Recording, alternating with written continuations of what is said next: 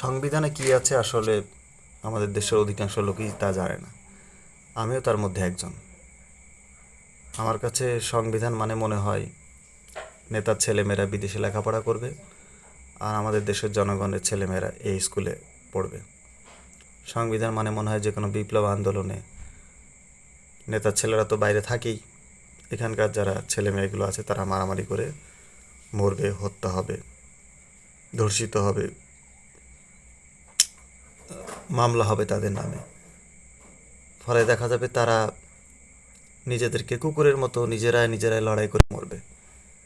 আর নেতারা তো সবসময় প্রভুর আসনে থাকবে, তাদের গায়ে একটা আঁচড়ও লাগবে না।